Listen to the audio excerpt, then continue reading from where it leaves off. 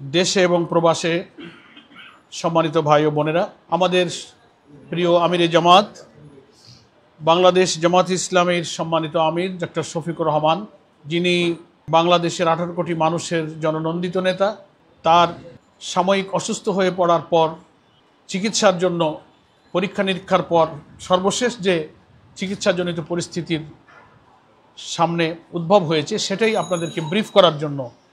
সম্মানিত সাংবাদিক বন্ধুগণ, আপনারা সবাই জানেন এবং সারা দেশ বিদেশের মানুষ জানে যে গত 19শে জুলাই সোহরাওয়ার্দী উদ্যানে আমাদের যে ঐতিহাসিক জাতীয় মহাসমাবেশ হলো, সেখানে বক্তব্য রাখবার সময় তিনি অসুস্থ হয়ে সাময়িকভাবে একবার পড়ে গেলেন, আবার তিনি উঠলেন, আবার একটু কথা বলার সময় পড়ে গেলেন, এরপরে বসে তিনি বাকি বক্তব্য সমাপ্ত করেছিলেন। সেদিন থেকেই সকলেই ওনার স্বাস্থ্য এবং অবস্থা সম্পর্কে একটু উদ্বেগ প্রকাশ করেছেন। তো সেদিনের ঘটনার পর আমরা ওনাকে স্থানীয় একটি বেসরকারি হাসপাতালে আমরা নিয়ে যাই। প্রাথমিকভাবে পরীক্ষা নিরীক্ষায় ডাক্তাররা প্রাথমিক ধারণা করেছিলেন যে দারুণ রকম তাপমাত্রা ছিল এবং ডিহাইড্রেশনের কারণে তিনি অসুস্থ হয়ে পড়েছেন, এবং কিছু পরীক্ষা নিরীক্ষা তখন হয়েছিল। খুব বড় ধরনের অসুবিধা ওই সময় প্রাথমিক পরীক্ষায় ধরা পড়েনি। পরবর্তীতে পরীক্ষা নিরীক্ষা করা হয়েছে এবং সর্বশেষ আমরা ওই দিনে পড়ে যাওয়ার পর থেকেই ওনার ব্যাপারে পরীক্ষা নিরীক্ষার ব্যাপারে আমরা সংগঠনের পক্ষ থেকে খুবই সিরিয়াসলি উদ্যোগ গ্রহণ করেছি। তো গত 30 তারিখে ইউনাইটেড হাসপাতালে ওনার এনজিওগ্রাম করা হয়েছে। সেই এনজিওগ্রামের পরে ওনার হার্টে কিছু ব্লক ধরা পড়েছে। তো ব্লকের মধ্যে মেডিকেল ব্যাপার, আমরা ডাক্তারদের কাছে যেটা জানতে পেরেছি, ওনার সঙ্গে লাস্ট আমরা সাক্ষাৎ করেছি, উনি এখন পর্যন্ত মোটামুটি আলহামদুলিল্লাহ ভালো আছেন। আজকেও কথা হয়েছে দুপুরে জুমার পর। তো ব্লকের অবস্থাটা হচ্ছে হার্টের আর্টারিতে 3টা প্রধান ব্লক ওনার প্রথম দেখা যাচ্ছে, সেটা বেশি 80%, 85, 6 এরকম। আর কিছু আরও বেশি, আরও কিছু ব্লক আছে 60, 67 এরকম, আরও 2-3টা ব্লক আছে। সব মিলিয়ে 5-6টা ব্লকের পাওয়া যাচ্ছে এনজিওগ্রামে। এটার কারণে কিন্তু আল্লাহ তাআলার খাস মেহেরবানি, আমরা বলবো আল্লাহর একটা কুদরত, যে এত ব্লক এবং এই যে পড়ে যাওয়া অনেক কিছু ঘটলো আপনারা এই সপ্তাহে দেখতে পেলেন। আমরা ওনাকে জিজ্ঞাসা করেছি, ডাক্তাররা জিজ্ঞাসা করেছে যে আপনি কি কোনো কষ্ট অনুভব করেন, কোনো বুকে ব্যথা অনুভব করেন? আল্লাহ শুকরিয়া, উনি বলছেন যে না, আমি তো কোনো প্রেশার, কোনো কষ্ট, কোনো ব্যথা অনুভব করছি না, আলহামদুলিল্লাহ। এতটা অসুস্থতায় কিন্তু অনেকে বহু রকম আলামত এবং কষ্ট বোধ করেন। তো আমরা প্রথম চিন্তা ছিল যে এনজিওগ্রামে কিছু যদি ব্লক পাওয়া যায় তাহলে প্রাথমিকভাবে মানুষ তো রিং পরাবার উদ্যোগ নেয়, আমরা সেই চেষ্টাই প্রথমে ডাক্তাররা মনে করেছিলেন এবং সেই চেষ্টা তারা করতে গিয়ে দেখলেন যে ব্লকের ধরনটা, এমনি তো 3টা আর্টারিতে খুব বেশি রকম ব্লক, আর বাকি যেসব ভেইন বা ব্লকে যে ব্লক হয়েছে সেগুলোর ধরনটা একটু জটিল। ওটা যদি রিং পরাতে যাওয়া হয় তাহলে বেশি রকম ক্ষতিগ্রস্ত হওয়ার আশঙ্কা ডাক্তাররা করেন, যে এটা ভালো করতে গিয়ে আল্লাহ না করুক কিন্তু বিপরীত হতে পারে। তার চেয়ে ওপেন হার্ট সার্জারি করে নেওয়াটাই ডাক্তাররা নিরাপদ মনে করেছেন। এবং এরপরে আমাদের ডাক্তারদের সঙ্গে মত বিনিময় করা হয়েছে। দেশের একেবারে সেরা সেরা কার্ডিয়াক সার্জন, অভিজ্ঞ ডাক্তাররা এই 2-3 দিনে আমরা তাদের সাথে বিভিন্ন দফায় দফায় বোর্ড করা, এবং আমাদের সংগঠনের মধ্যে যারা নেতৃবৃন্দের মধ্যে ডাক্তার আছেন, ডক্টর আব্দুল মোহাম্মদ তাহির আমাদের নায়েবে আমির, আরও যারা আছেন ডাক্তারদের মধ্যে, সকলে মিলে আমরা একটা চিন্তার ঐক্যমতে আসবার চেষ্টা করেছি। এবং সেখানে আমরা আল্লাহর মর্জি, আল্লাহ ভরসা করে সিদ্ধান্ত নিয়েছি যে ওনাকে ওপেন হার্ট সার্জারি ইনশাল্লাহ করতে হবে। ওনার পরিবার, উনি নিজে সহ আমরা সকলেই সর্বসম্মতভাবে সদর হয়ে আল্লাহ ভরসা করে আমরা এই সিদ্ধান্ত গ্রহণ করেছি। কেউ কেউ বলেছিলেন যে তাহলে যেহেতু ব্লকের পরিমাণটাও বেশি, ওনার বয়স ইত্যাদি কারণ ওনাকে দেশের বাইরে পাঠানো হোক।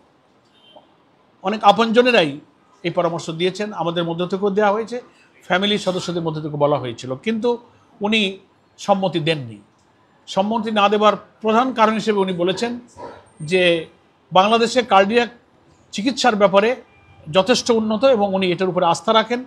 আর একটা বড় কথা হলো যে ওনার মতো একজন দায়িত্বশীল ব্যক্তি, যিনি একটি দলের প্রধান এবং জাতীয় নেতা হিসেবে কোটি কোটি মানুষের কাছে উনি পরিচিত, সম্মানিত। উনি যদি ওনার ট্রিটমেন্টের জন্য দেশের চিকিৎসা না নিয়ে দেশের বাইরে চলে যান, তাহলে জনগণের কাছে কি মেসেজ যাবে?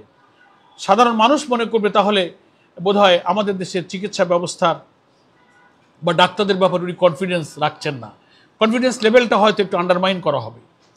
তো উনি সেটা মনে করেন না। উনি মনে করেন আমাদের দেশে কার্ডিয়াক ট্রিটমেন্ট এবং ডাক্তারদের পরে আমার আস্থা আছে, ফলে আমি দেশেই চিকিৎসা নিতে চাই।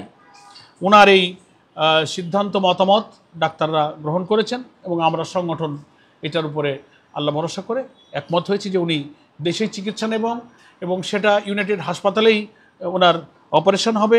এবং অপারেশন করার ব্যাপারে আমরা আপনারা সবাই চেনেন বাংলাদেশের একজন রিনাউন্ড দেশসেরা কার্ডিয়াক সার্জন ডক্টর জাহাঙ্গীর কবিরের তত্ত্বাবধানে একটা টিম ওনার এই চিকিৎসার দায়িত্ব গ্রহণ করেছেন আল্লাহ ভরসা করে। আগামীকাল সকাল 7:30টার দিকে ওনাকে ওটিতে নিয়ে যাওয়ার সিদ্ধান্ত হয়েছে। মহান আল্লাহ তাআলার আমরা সাহায্য কামনা করি সুস্থভাবে। ওভারঅল অন্যান্য শারীরিক ব্যাপারগুলো কিন্তু মোটামুটি ডাক্তাররা বলছেন ভালো আছেন এবং অপারেশনের পূর্বের যে প্রস্তুতি সেটা ডাক্তাররা এখন গ্রহণ করছেন। যথেষ্ট ভিজিটর ওনার সঙ্গে দেখা করার জন্য ইউনাইটেড হসপিটালে ভিড় করছে প্রতিদিন। অ্যাডমিশন নেওয়ার পর থেকে ইবনে সিনাতে যখন ছিলেন 19 জুলাইয়ের পর, তখনও ইভেন ওনার বাসাতেও। এবং সে ব্যাপারে আমরা দেখছি যে দেশের বিভিন্ন রাজনৈতিক দলের সম্মানিত নেতৃবৃন্দ, ইসলামী দলের নেতৃবৃন্দ, আলেম ওলামা এবং কেউ সরাসরি ফিজিক্যালি আসছেন, টেলিফোনে প্রধান উপদেষ্টা, সরকারের অনেক উপদেষ্টা খোঁজখবর নিয়েছেন, সেনাপ্রধান টেলিফোনে খোঁজখবর নিয়েছেন, বাংলাদেশে অবস্থানরত অনেক হাই কমিশনার, অ্যাম্বাসেডররা ওনার খোঁজখবর নিচ্ছেন, বিদেশ থেকেও ফোন করে খোঁজখবর নিচ্ছেন। তবে ডাক্তাররা রিকোয়েস্ট করেছেন ওনার চিকিৎসার সুবিধার জন্য ভিজিটরদেরকে আসা যাওয়া, কথা বলা, টেলিফোনে কথা বলা এটা বন্ধ হওয়া প্রয়োজন।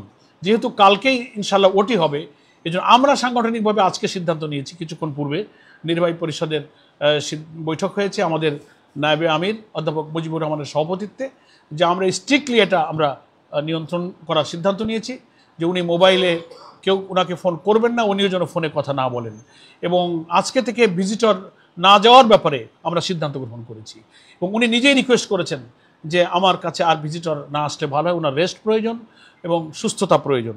সেজন্য আমি সাংবাদিক বন্ধুদের মাধ্যমে সারা দেশের আমাদের দিনী ভাই বোন, সংগঠনের ভাই বোন, প্রবাসে এবং সমস্ত মানুষের কাছে আমার আমিরে জামাতের পক্ষ থেকে আবেদন যে ওনার সুচিকিৎসার সুবিধার্থে ডাক্তারদের পরামর্শে মেহরবানি করে ওনাকে দেখার জন্য যে আবেগ, যে ভালোবাসা, যে মায়া আমাদের আছে, এটার প্রতি আমরা শ্রদ্ধা রেখে বলছি যে আপনারা বাসা বাড়িতে থেকেই আল্লাহ তাআলার কাছে ওনার সুস্বাস্থ্য এবং সুচিকিৎসার জন্য আপনারা দোয়া করবেন। আল্লাহ তাআলার কাছে সাদাকা দিয়ে, নফল সালাত, নফল রোজা রেখেও আল্লাহ তাআলার কাছে আমরা দোয়া করতে পারি। এটাই হচ্ছে ওনার জন্য এখন বড় প্রয়োজন। আশা করি উনি চিকিৎসা শেষে সুস্থ হবেন, আবার তিনি আমাদের মাঝে আসবেন এবং কথা বলবেন, তখন আমরা দেখা করতে পারবো ইনশাআল্লাহ। দেশবাসীর কাছে আমি সেই কারণে অনুরোধ করব যে আমরা যেন ওখানে যাওয়ার ব্যাপারে কোনো প্রচেষ্টা আপাতত পরবর্তী খবর না পাওয়া পর্যন্ত আমরা চেষ্টা করব। আল্লাহ চাইলে কালকে অপারেশন হয়ে গেলে একটা প্রথম ব্রিফিং তো ইনশাআল্লাহ আমাদের পক্ষ থেকে করা হবে ওনার চিকিৎসার সর্বশেষ খবর, সেটা আপনার সময় মতো জানতে পারবেন। সেজন্য আমরা আজকের এই ব্রিফিংয়ে সারা বাংলাদেশের কোটি কোটি মানুষ, দেশের বাইরের আমাদের ভাই ও বোনেরা এবং প্রবাসী দেশিরা, বিদেশিরা যারা সহানুভূতি জানিয়েছেন, দোয়া করেছেন, খোঁজখবর নিচ্ছেন, সকলের প্রতি বাংলাদেশ জামাত ইসলামের পক্ষ থেকে আমরা আন্তরিকভাবে কৃতজ্ঞতা প্রকাশ করছি। এবং আমরা আপনাদের এই দোয়া, ইসলামী আন্দোলনের নেতার প্রতি আপনাদের এই ভালোবাসার জন্য চিরদিন ঋণী থাকব, আপনাদের প্রতি আমরা চিরকৃতজ্ঞ থাকব। এটা মনে করি একজন নেক মানুষের উপরে, জনগণের এই মানবিক এবং নন্দিত নেতার প্রতি আপনাদের এই ভালোবাসা, এই দোয়া চিরদিন থাকবে। এটা দেশ এবং জাতির প্রতি আপনাদের ভালোবাসারই প্রমাণ। আপনারা সবাই আমির জামাতের জন্য দোয়া করবেন। আল্লাহ তাআলা হায়াত এবং মৌতের মালিক, তিনি সমস্ত কর্তৃত্ব, শক্তি এবং ভালো মন্দের মালিক, তিনি সব কিছুর উপরে কর্তৃত্বশীল।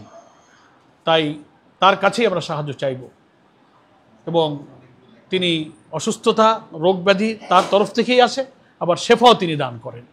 আমরা আল্লাহ তাআলার এই বান্দার প্রতি, যিনি বিরামহীনভাবে সারা দেশে ছুটেছেন, অক্লান্তভাবে, নিঃস্বার্থভাবে, আল্লাহর এই মুখলেস বান্দা, দিনের এই দায়ীর প্রতি দেশের প্রয়োজনে, জাতির প্রয়োজনে ইসলামী আন্দোলনের প্রয়োজন, তার বড় প্রয়োজন আমরা অনুভব করি।